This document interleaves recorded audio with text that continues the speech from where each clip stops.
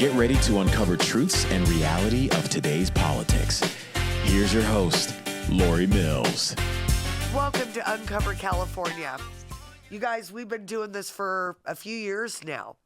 And I have to tell you, about a month ago, I had a woman approach me through our tip line.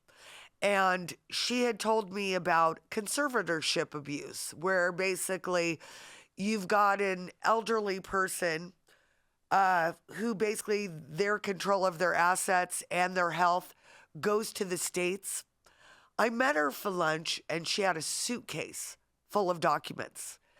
And I actually talked to a whistleblower at our county who confirmed everything that she said to me.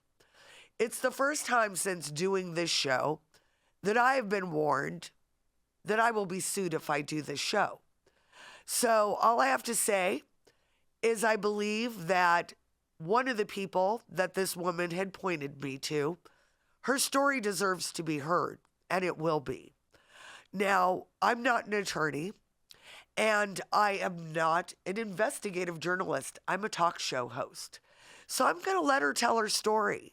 And it's up to you, the attorneys, to do your own homework to see what you can find out. The accusations being made, people being forced into conservatorship through attorneys or doctors, removal from their homes and dumped into horrible facilities, drugged with meds that are not in their formularies, judges giving their buddies their elders' assets, banks and savings and loans may be paid off. Again, I don't have proof of this. This is what I'm being told. And again, there's a lot of accusations that I'm honestly not going to get into. But anyways, you guys, I'm going to bring in, after our break, a lady named Poppy Helgren, who's going to tell you the story of her father, who had millions in assets, who was stuck into a conservatorship. The trust lost the money, and the family was left with nothing. Again, I'm not an attorney. Her opinions are her own, and you're going to hear her story. So stay tuned. Hey, do you guys have a startup business, or do you want to break into our Patriot alternate economy? Well, now's your chance. We have a couple spots opening up, and if you'd like to advertise with Uncover Cali, go ahead and go to uncovercali.com, and there is a tip line. Go ahead and drop us an email. We'll set up a little call with you and get your products on the air. Let's grow together. Everybody, welcome back. As discussed in our open, I'm going to bring in Poppy Helgren, whose father, Les Moore, fell victim to the conservatorship abuse. Poppy, welcome to Uncover California. Thank you so much for having me. I appreciate it. You know, it's interesting. After meeting our mutual friend, I was pretty blown away by a lot of what I saw. I am not an investigative journalist, nor am I an attorney. But I do think that your stories deserve to be heard. And I do think that your story in particularly, from what I've seen, is pretty unexplainable. So let's start out. Your father, Les Moore, tell me about him.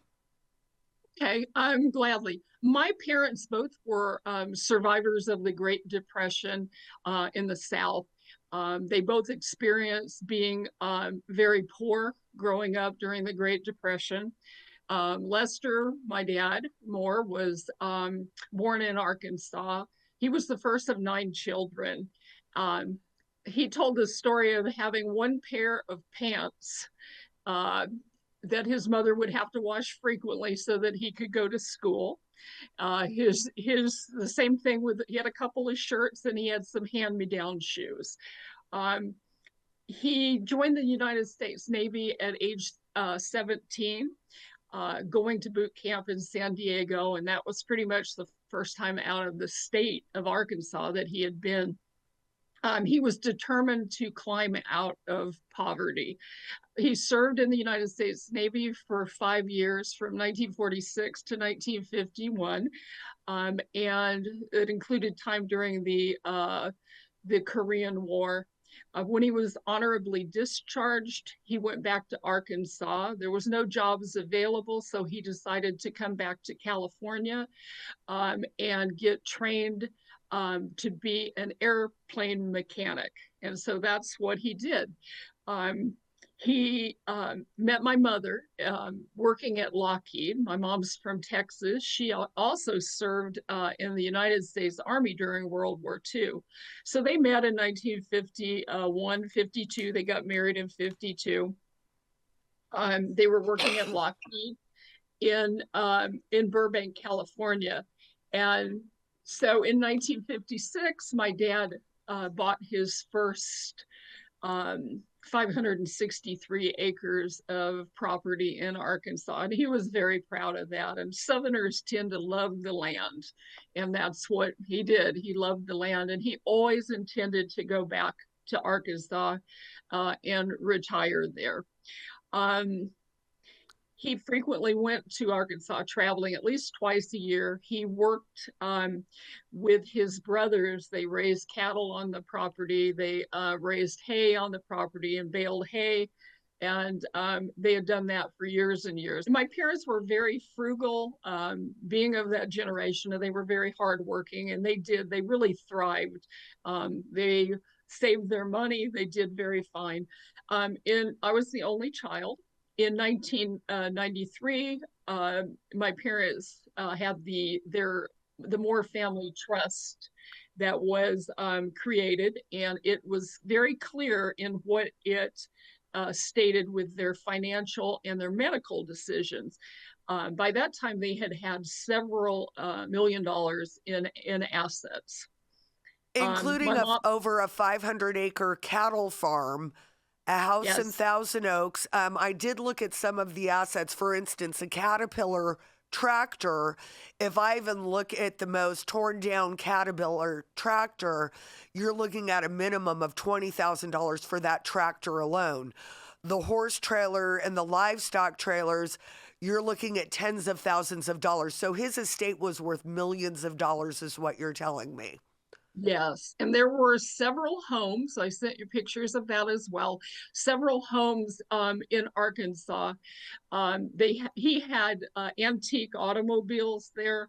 He had pretty much moved a lot of their belongings to Arkansas with the idea of getting back there, and he loved his land. He was going to be there with his siblings, who were still all doing very well, and his aunt especially.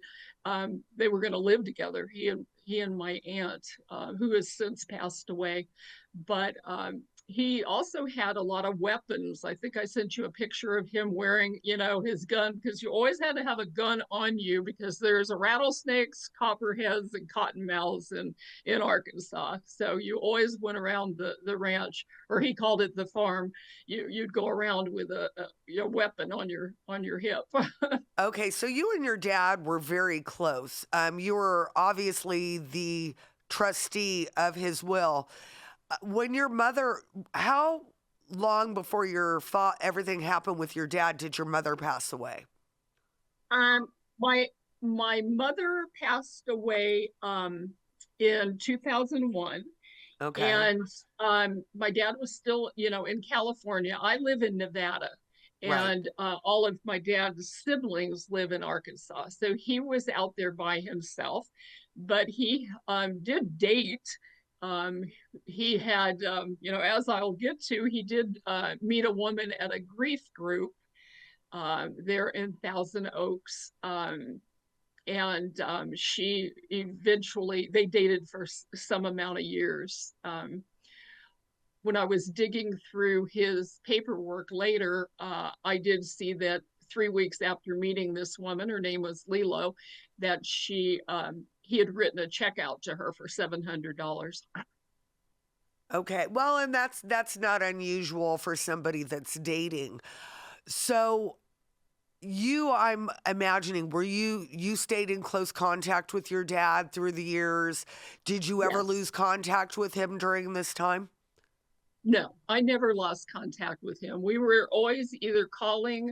I have a large family. I have 9 children myself. So Wow.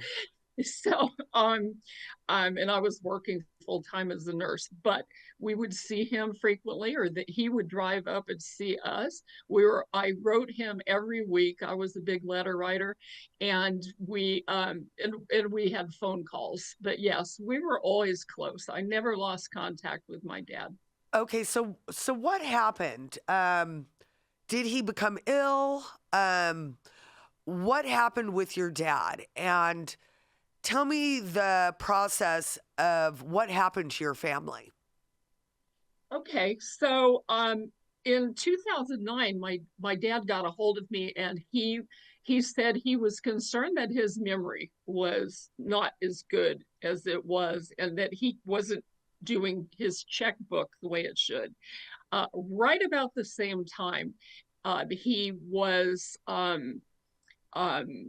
concerned about his health, that his physicians at Kaiser called me up on the phone, and they said, he could be a victim of financial exploitation. We're concerned about him.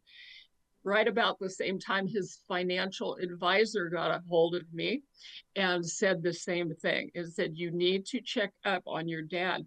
So my husband and I did go to Thousand Oaks. My husband helped him out with his vehicles. The toilet was stopped up in one of the bathrooms, and he did maintenance type work for my dad. So that was right at that same time.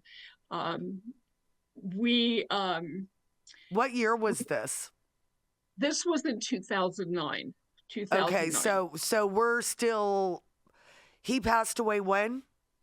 2021. Okay, so we're about 10 years out from that at this point. Yes. So Yes, let's try to skip ahead because, again, you went out there to help them. 10 years goes by. What happened with all the allegations of mistrust and everything that happened? Like, I'm assuming you stayed in contact with your dad, but what happened in this situation? Okay, sure. So right about 2009, we started making regular trips to California, and he still said he wanted to get back to Arkansas. And so we said we would help him out with all of that. After 4 trips to California that my husband and I made, we came up with a plan to have one of my sons, Hayden, who was 16 and could drive and everything, move down to Thousand Oaks for a semester of high school. And my father signed all the paperwork with the I believe it's called the Cadeo Valley School District. We went in and we got him signed up to go to Westlake High School. And so we had a plan until he could get moved to Arkansas. And who was going to care for him in Arkansas? His sister was a registered nurse as well. Okay. My dad, the memory was not as drastic as the memory loss was not as drastic as it did become at that point in time. So he would have been fine in Arkansas, but we also knew that there was, a nursing home in case he needed that in the future. And the family was willing to put him into a nursing home. I went through this with my dad. My dad had dementia, and I can attest that memory care for a dementia patient runs about $10,000 a month, which is crazy to me. I wish our elderly were cared for better. Yes. But your family was looking out and caring for your father. At what point did the tide turn? What happened?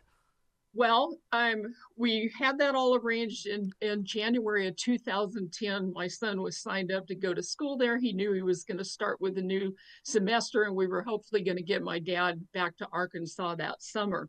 In January of 2010, I went with my dad to Kaiser, and I spoke with his 2 physicians, and they gave me letters of incapacity for my dad, saying that he was unable to take care of himself or his financial situation.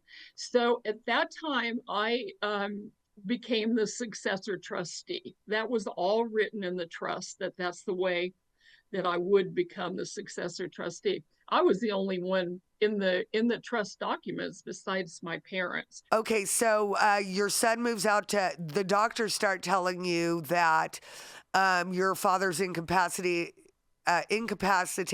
You become the successor trustee. What happened? So my son was getting ready to go down there. About the same time, I had become aware more of what Lilo, the girlfriend, was doing. That she was getting frequent checks about every few weeks, every week to 3 weeks. She would get anywhere from $400 to $900 that I written out to her. And that's when I realized, hey, I think she really is a predator. Shortly after I got home from signing up my son there in Westlake High School, my dad called me up and said, Hayden can't come down to go to school there because I don't want to be responsible with him. He became very defiant towards me. Which was not normal for our relationship at all. We had always been very close. At that time, I started watching the checking accounts very closely, and I saw that my dad was going to the teller and withdrawing again 1 or 2 weeks, every 1 to 2 weeks, he would go in and take up to $900 out. I called the bank and I said, "What's going on with this?" And they said, "Well, he's coming in with the same woman all the time." And so I was very concerned. I notified Adult Protective Services.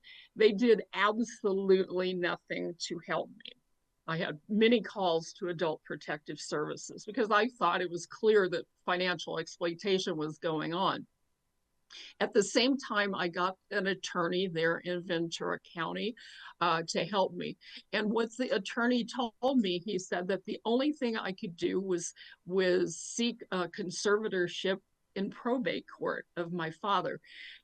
Now, if I knew then what I know now, I would really realize that I was getting railroaded by this attorney into probate court. It was unnecessary. The idea of a family trust is to avoid probate. Right. I had the weapon in my hand, the trust and being the successor trustee, but I did not know then. So I let him put in my attorney that I was paying. I ended up paying my life savings to this guy at the time. It was over $120,000 is what it ended up being, and then some. And so we started off with that. So we were going to he did put in for conservatorship. Right about the same time, this was in September of 2010, I saw that there had been money taken out of accounts. And I thought, how can they be taken out of accounts? It was $162,000 out of a Chase account was removed. When I got the statement, and I called them up and they said, well, you took it out. I said, no, I did not. And I'm the only signer of the account. Well, lo and behold, it had been electronically removed. I said, how in the heck could that have happened? I'm the only signer on the account. Well, I got a certified letter from another attorney saying that I had been kicked off of the trust. My father had signed paperwork to remove me as the trustee and put him on as the trustee and to put him on as the lawyer. So there I was off of the trust. So this attorney took possession of your father's finances? Yes, he did. He did. Go on. And everything was totally changed. Now, keep in mind, at this time, it had been 9 months since my dad was declared incapacitated by his doctors, and since I had gone over as successor trustee. So, and interestingly enough, I do want to quote this, what it says in the trust. It's typewritten on there. It says, there are powers not exercisable by an attorney to include revoking the principal's will or changing, modifying, revoking, or directing the revocable living trust of the principal. So there it was in the trust. It was not supposed to be touched at that point. So we got into court, and the probate judge disregarded all the estate planning documents in order to put a private fiduciary over the trust and Lester Moore's person. But do you know that he took a year and a half to do that? He allowed this attorney that had changed the trust paperwork and the predator girlfriend, Lilo, an additional 18 months of access to my dad's assets. So a year and a half later, the judge said, I'm putting a private fiduciary over your dad and over his trust. So there I am. I'm thinking I'm going to be the conservator. I'm going to, everything is going to be made correct. And it wasn't. So Dad was placed under a professional fiduciary to be his successor trustee and conservator.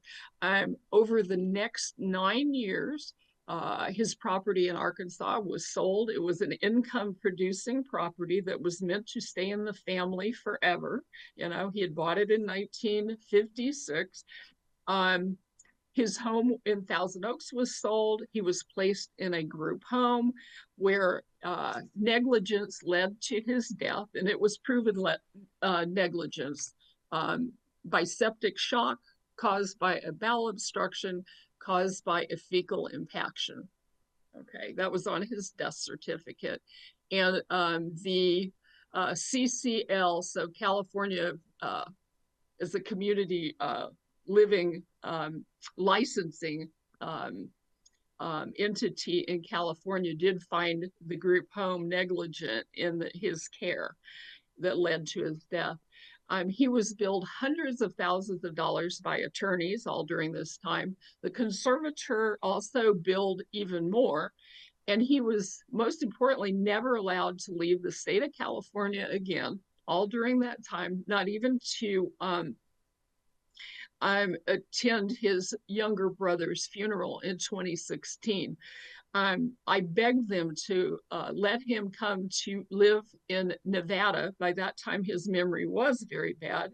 I wanted him to come to Nevada to live in the Nevada State Veterans Home, where I was the director of nursing. And they said, no, they said he couldn't afford it, which, okay, this is a man that had millions of dollars. They charge $125 a day to live in the veterans home, where he would have had honor as being a Navy veteran during the Korean War. And he would have enjoyed it there. They had memory care there, and I could also oversee it.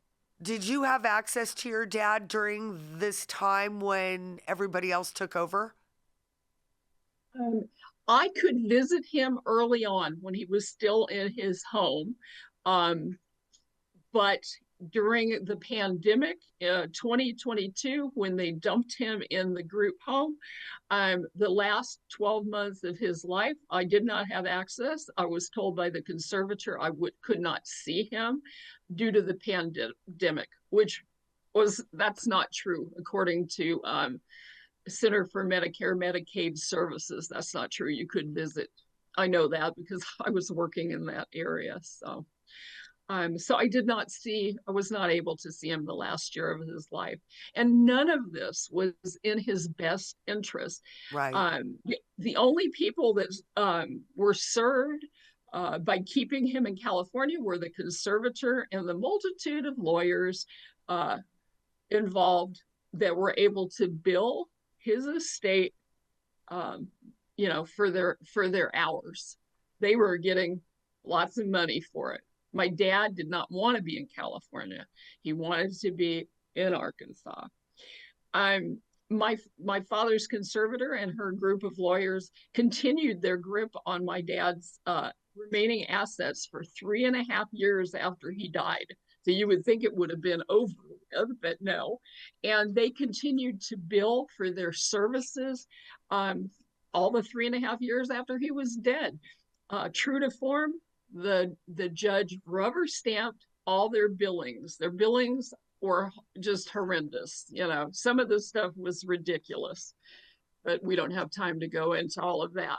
Well, it's concerning, for sure. I mean, if your father was worth millions of dollars and you were the successor trustee and they took that power from you and your dad spent the rest of his life being billed legal fees. Oh, yes. Yeah, it eh, is concerning. I mean, people can't believe that this happens, And the you're land not of the the only free. one. Not at all. This is all over the country. This is spreading, you know.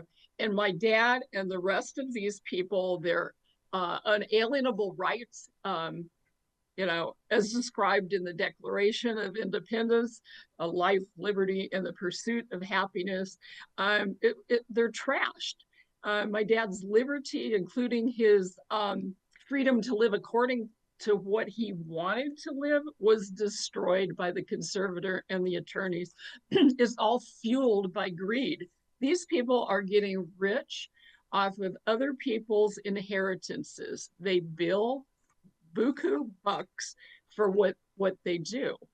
Conservatorships, I do believe, it's a false narrative. They say, oh, we protect, the vulnerable. My dad didn't need to be protected.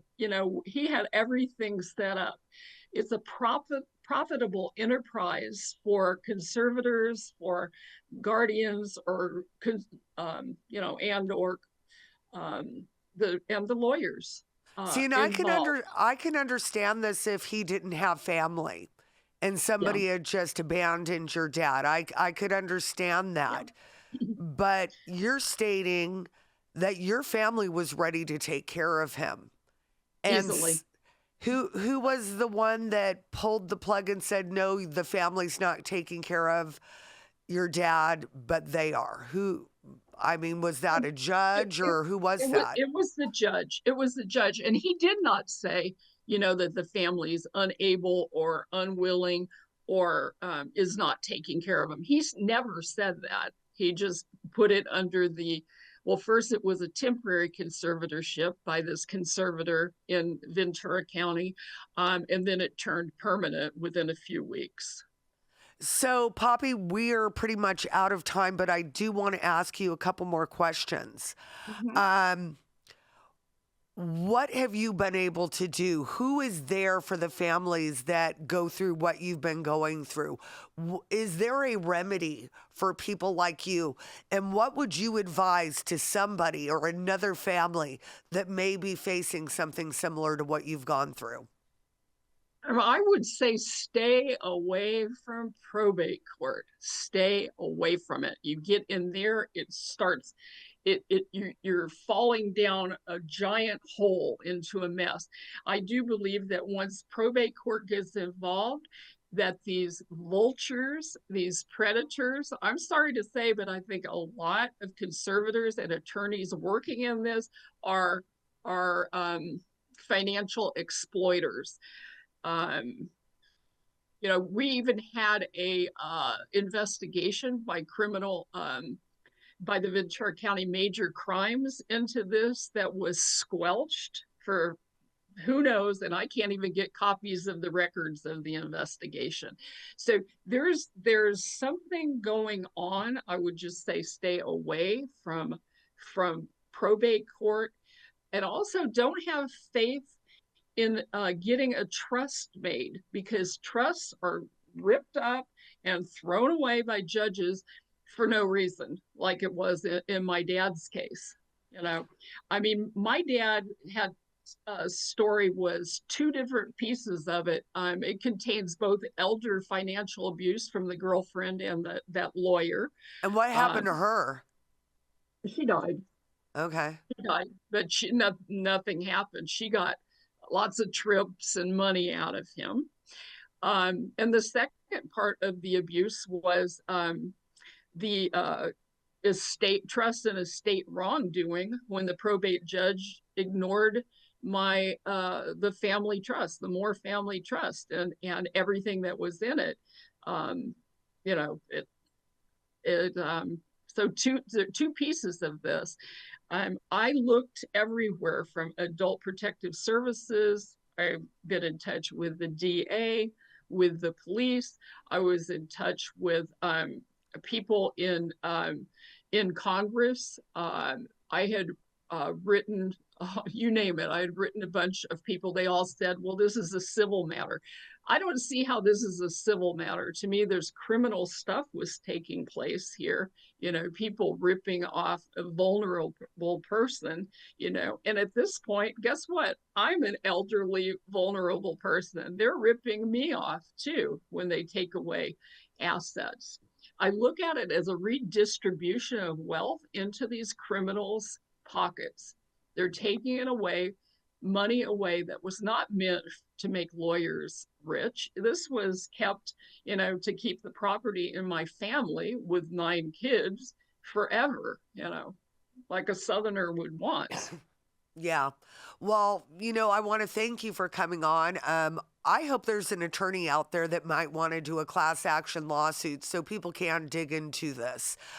So if there's any attorneys out there that want to look into these cases, again, what I saw it's not just Poppy, there's several cases.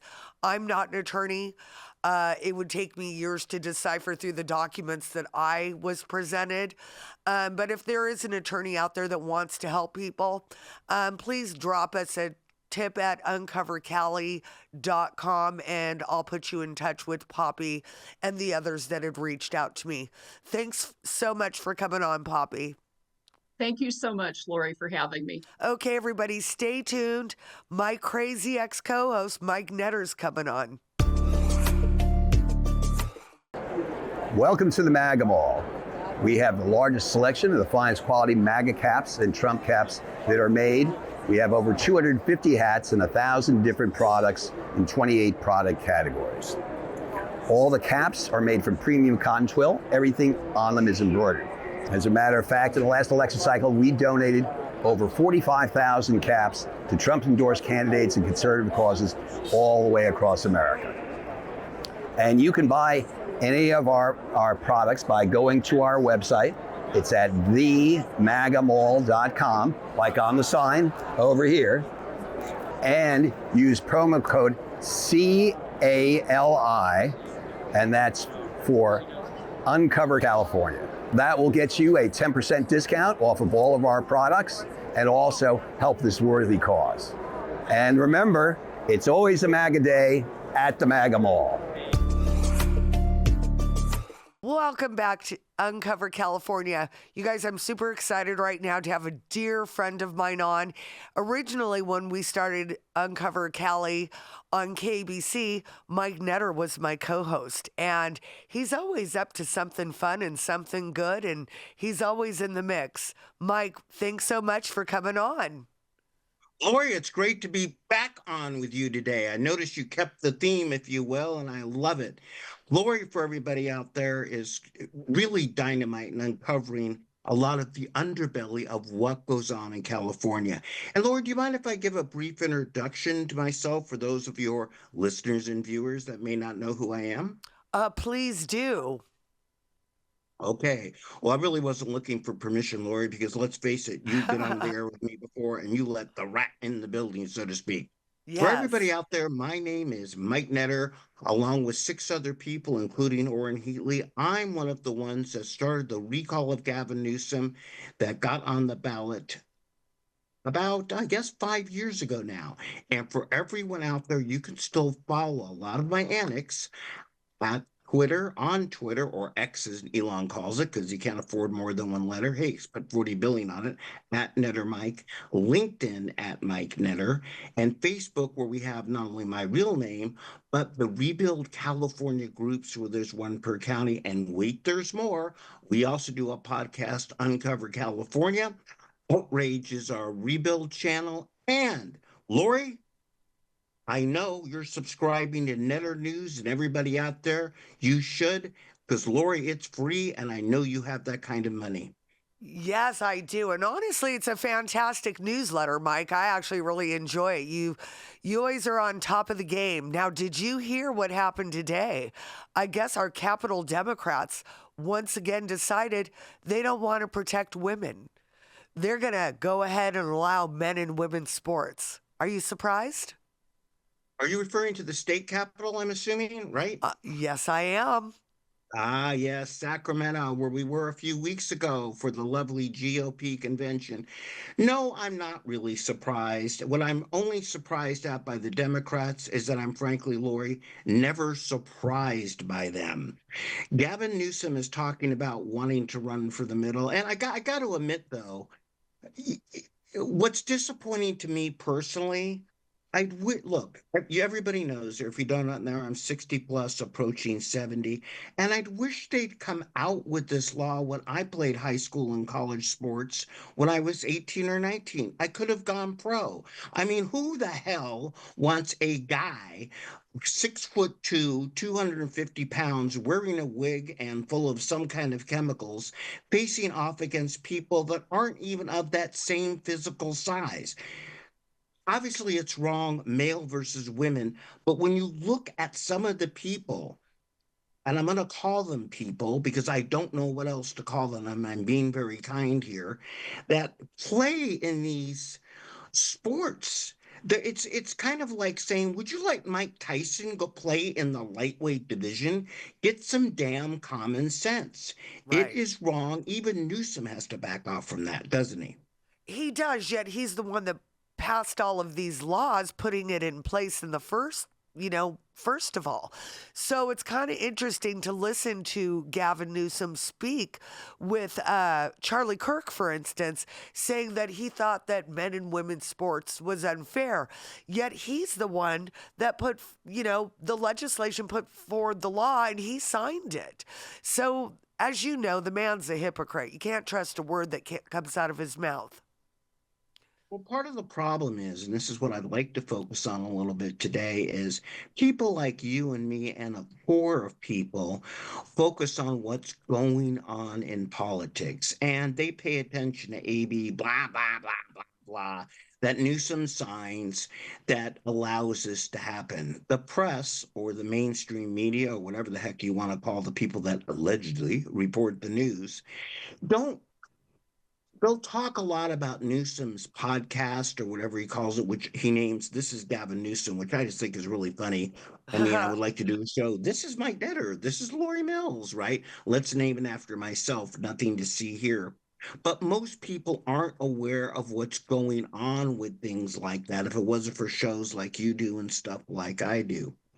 And the reality is, we also have to show people how they're empowered to do something about it also, like Huntington Beach is doing, and many other cities. Norwalk is fighting back. There's a lot of cities, even with a liberal bent, and counties fighting back against the overwhelming Democrat and his Gavinness. Well, and as you well know, in 2022, I ran for the state assembly in District 42, where the Palisades fire was. And even then, I ran on fire danger with the endorsement of the mayor of Malibu. Why? Because I wanted to put livestock in the hills. I wanted to do controlled burns again. And yet, Gavin Newsom and the Capitol Democrats have done nothing to stop it, but give everything over to the Coastal Commission that has let everything grow out of control. And when the Santa Ana winds kick up every year like they do, and we have a massive fire, they act surprised. What do you think about that?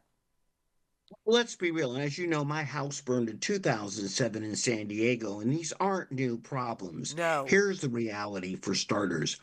Gavin Newsom and his consultants and friends can't make money off goats and horses. They can't, and so they don't like the grazing that you're talking about. The reality is the planet functioned pretty well for a very long time. Don't tell anybody the secret. With animals, which supposedly the eco people are in favor of, simply grazing and keeping, the brush and the overgrowth down. The reality is Why we're talking about women's sport, men playing in women's sports, and all the things that the Democrats propose and do constantly. Here's the challenge we have. Government's basic job is not to tell Sam he can play in the women's B or A league. It's not to tell Sam that he could be called Sally. That's never government's job. It's my job and your job, and we did a pretty good job of it to raise our kids. It's not government's job, if you will, to tell me what kind of expletive deleted car I should drive. It's government's job to supply me with water, power, and safety. And this is where the government of California is falling down. And that's part of the reality I would think is going to drive more people out of the biggest party in California, which isn't the Democrats. I'll get to that in 1 second, to wake people up because homes are burning. Electricity, your monthly electricity bill is frankly more than your car payment used to be, way more than our day, if you will. And everybody likes water, and we're running out. Okay, so yeah, your house burnt down. I can tell you the Woolsey fire burnt across the street from my house. I went on a trail hike the other day. That brush is once again 6 to 8 feet tall. And then they wonder why, if any of this catches fire, it's like a hurricane, a fire hurricane. And yet they do nothing about it. Well, it's interesting. When the San Diego fires, and you can look them up in 2007, torched my home and about 1,550 others, right? Um, it was started by the utility company, San Diego Gas and Electric, or Sempra, as their parent company is. As we've seen by the Eaton fire in Los Angeles, it was probably started by Southern California Edison. Was it Now, though? I think a yeah, lot of this was arson. Like, for well, instance, the arson. Kenneth fire, we saw a legal alien with a blowtorch out there. That was that one, but the Eaton fire may have been started by the utility companies. But let's put that down for 1 second and let's roll with that. The homeless, the illegal aliens, and I'm focusing on the utility companies, Lori, for a very specific reason. Okay. The Okay. government should be doing and does have the power, and I'm going to go down a quick rabbit hole. I just thought of how the LA Times must be gnashing their teeth and pounding their heads on the desk yesterday because they actually published a headline that says illegal traffic is down to almost zero at the California Mexican border. Probably something to do with Trump. And as much as we both love Donald Trump, Biden could have done that too. But hold You that mean thought. you mean they didn't need Langford's bill? You mean they didn't need legislation to cut the border crossings? You mean President Biden could have done it all along? Is that what you're telling me, Mike Netter? No, not exactly, because first off, let's be real, Biden didn't know he was president. Oh, that's Okay, but the true. administration, let's be real, Lori, but the administration around him probably could have done that. But let's stick with California for 1 second for something when we talk about uncovering and empowering something that really gets to me. For those of you out there not paying attention, you might wonder why, again, your utility bill is costing as much as it's costing, and the utility companies are pretty much allowed to run amok. Now, I don't know about the Canyon fire. I do know they probably started the Eaton fire. They certainly started the fires down in San Diego. And you might just wonder, and we know that TG&E, one of Gavin's biggest donors, nothing to see there, of course, certainly started the Paradise Fire. I'll get that to you right. Yeah, the Paradise Fire. Paradise. Right? Huh? That killed a number of people, and the company was convicted of homicide. No one went to jail. Here's what you don't know out there, or you may know but don't. The PUC, which sounds the Public Utilities Commission, it sounds really big. It's five, count them, 1, 2, 3, 4, 5 people picked by Gavin Newsom. They're paid between $250,000 a year, and their terms go beyond the length of a governor. So One man gets to pick the PUC. And Lori, while we're on this subject, I'd like to go and talk about something else I'm trying to do lately, if you don't mind, and that's lose carbs. And I'm not talking about my personal diet. I would like to lose carbs, standing for the California Air Resources Board, which, in case you're not paying attention, is 15 expletive deleted. Hold on, Eric. Beep, beep. Picked by Gavin Newsom, 10 of them, 4 of them actually picked by the legislature, controlled by Gavin Newsom, and 1 picked by a random person who's controlled by Gavin Newsom. Now, in case most of you out there are looking at the back of your breakfast sandwich in the morning, seeing how many carbs you're consuming, while you're driving to get gas, when you stop at the gas station, here's what you'll find. You go, wow, the price of gas is really high. And the reason the price of gas is going to get higher is because while you were looking at the carbs on the back of your breakfast jack or breakfast McMuffin or whatever you were eating, California Air Resources Board, which also parties with the utility companies, plans on giving you a 50 to 65 cent price increase. Yes, you heard correctly, on each gallon of gas coming this July. Even the Democratic legislature is going really. Again, this is a board handpicked by Gavin Newsom that before I entered politics, I didn't pay much attention to. Their job is to simply provide us with clean air, and the government's job is to provide us with safety so we don't burn down. Okay, so what's interesting about that is we're already paying a 70 cents gas tax for the state. So, and it's really interesting because I know other states, I'm seeing people say our gas prices are dropping. And I'm still watching our gas prices go up, Mike. Are you telling me this is why? That is one reason why. What's an interesting trivia? Let's go into gasoline for 1 second. Here's some interesting trivia for everybody out there, right?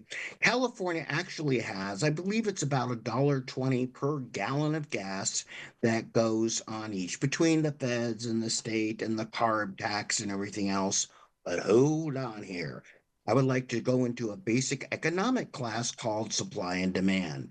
Many people out there don't realize that why Gavin Newsom is pointing the finger at the oil companies, pointing a finger at the Russians, pointing a finger at anybody he can find, except for, of course, the mirror, because that Or would be too much China. for your show. He Or never points China. at China. Well, he's friends with China. By the way, get the book Fool's Gold, like I talked about. We'll explain about that. But let me stay Yes. on this path for as long as I can. In case you haven't figured out by now, my attention span is very short. Let's stay on gasoline. Here's a couple things that most people out there don't realize. There is no pipeline that goes from the eastern states into the western United States. That is no pipeline. So when gas goes up in Russia, it has zero effect on the western states. When the Alaskan pipeline is pumping that gasoline or oil, if you will, it's crude, it has very little effect on California. That's because you cannot run a pipeline through the Rocky Mountains. Wait, there's more. As Gavin Newsom last year, I believe it was 2 years ago, time flies even when you're not having fun. Gavin Newsom signed the bill saying, well, it's the oil companies. We're going to blame it on the oil companies. We want to see their profit, blah, blah, blah, blah, blah. It's nobody's fault and not mine, to paraphrase Led Zeppelin. Well, here's what's interesting. Phillips 66, who produces about 14% or 15% or maybe a bit more of the gas refinery of the gas in California, said, you know what? Go screw yourself. They didn't say it like that, but I like the Italian accent. And we're going away. We see you later. And they're pulling out of California in 2025. And why Trump is yelling, drill, baby, drill, Gavin Newsom has yelled, don't, baby, don't, and not been drilling in California, which sits on a huge amount of oil. Now, can I take a quick second and explain for all of you out there who are tree huggers, gopher lovers, and people that like clean water, why that is so bad for the environment? Please. Do. Thank you, Laura. I'm trying to give you a bit of your show back here, but No, again, it's we fine. invite I anybody. love your rants. Go. Okay, so here we go. For everybody out there, if you don't understand, California consumes a lot of oil on a lot of stuff. So when we don't drill for oil, we don't consume any less. We bring it in by ship. Yes, indeed, because we cannot bring it in from these magical pipelines, which don't actually exist. Okay, we bring it in by ship. So now 70% of California's oil is brought in from Venezuela, Ecuador, or various other countries. Everybody out there, my secret sources, Google, look it up yourself. Don't send Lori letters saying you're wrong, you're wrong. No, it's 70%. I don't remember the countries exactly. Each of those ships belches out more pollutants, if you will, that spew into the air of Los Angeles and the San Gabriel Valley and the rest of California at a 60% rate than it would be if we did our own drilling. And wait, there's more. As that oil is brought in and as we constrict our ports and as we don't drill our own, the oil's going to get here and we're going to say, well, we got a lot of crude oil. What are we going to do with it now? Well, we should turn to gasoline, Marv. That's going to be really hard to do because Phillips 66 is pulling out. Chevron has said, I'm going to Texas. Not only is it bigger, but they're not quite taxing us like they used to. And now we're going to be in the problem of not even having a way to refine oil. For basic economics, let me get back to that. We call that supply and demand. We have a huge demand for oil, and this Gavin Newsom, with his acts, short term and long term, is constricting that demand through a small group of people having a large voice that makes no sense, while a large group of people who have no voice, and we encourage you to speak up through shows like this and other things, I'll end my blast with. Your gas prices are going to go up, your utility prices are going up. And if you like water, and most people do, regardless of political party, your water is going up. And you want to hear something else really funny, Lori Mills? That's your cue. Well, I actually do, but you reminded me of something that I find quite interesting, and that is that Gavin Newsom wanted us all to go to EV vehicles, but now we have a problem because the left has decided that Elon Musk and EV vehicles are bad, and what are we going to do? Well, I think the first thing, if Gavin wants us to go to EV vehicles, he might, there's a big thing. What does the E stand for in EV? Well, Tesla's really bad now. Didn't you hear climate change doesn't matter anymore? No, It the E doesn't stands for matter anymore. Elon's bad. Elon is The E stands for bad. electricity, and here's what I'm driving at. Gavin Newsom is tearing down dams. You think people will be up in arm with that? Yep. Now, I don't know about you, but back in the day before, which wasn't that long ago, before you had solar farms and windmills and many strange things, big dams had big spinning things and produced electricity, the cleanest power of all. And now, of course, the left, which was all for clean power, is really ticked off at Elon Musk and Donald Trump. So we're going to ruin a bunch of Teslas. Well, why are we doing that? Well, I'll tell you why we're doing that. We're worried, ready for this? They might uncover something. Who's not for the government being more efficient? Here's what really gets me. My shows are called Outrage. Part of my brand's called Outrage. For everyone out there, that means Lori and I are angry, encouraging you to do things which aren't violent. And Lori, generally, you and I have a good attitude. The left is generally just ticked off. You really never see the Republicans out there, okay, burning, nor do I encourage you to, let me be clear, burning and pillaging, okay, stores when things go wrong. Although I would like to go on record, I too would like a free color TV. But now that I'm over that, okay, you don't see people on the right out there painting, okay, other people's property, which in this case happen to be called Teslas. Although the left doesn't, I don't know if they believe it either. It's just Soros and his gang. But I mean, they pay 25 to 40 bucks an hour to go out and riot. You know, back in our day, we protested for free. And now I feel like I'm owed a refund. Here's my point. The left, first off, get over yourselves. Righteous indignation is one thing. But being upset to the point where you resort to physical violence and destruction of property, there's no excuse for that. And I find it really interesting. And I'm going to go back to the mainstream press when we talk about what happened, right? I do something a couple times a week very, very bad. Now it's not drinking. No, it's not going to a seedy theater, but I'm going to admit this publicly. I watch the evening news. Yes, a couple times a week, I sit down in front of my television, and because it's into my job, I have to watch the evening news. Here's what I find really, really funny. As the left is going out and marking up Teslas and bashing, even putting Molotov cocktails in dealerships and cars, and you can look that up because that's ridiculous. You know what all the news was about? Oh, It was probably about the this signal chat. boom, a box of Snickers A to you signal if I had chat. them -2. Yeah, Here's the my let me get absolutely let ridiculous, by the way. And I don't know why they're targeting Hegseth when Walz was the one that started the signal chat. And I don't know why they weren't outraged when we left Americans behind, killed 13 service members, and $88 billion of military equipment in the Taliban's hands in Afghanistan. That was like no biggie for the evening news. But this is a well, big story. here's what's interesting. You're absolutely right. Boom. People got killed. We lost a Yes. lot of money in Afghanistan. Let me sum up the signal story in case you don't quite sure what we're talking about.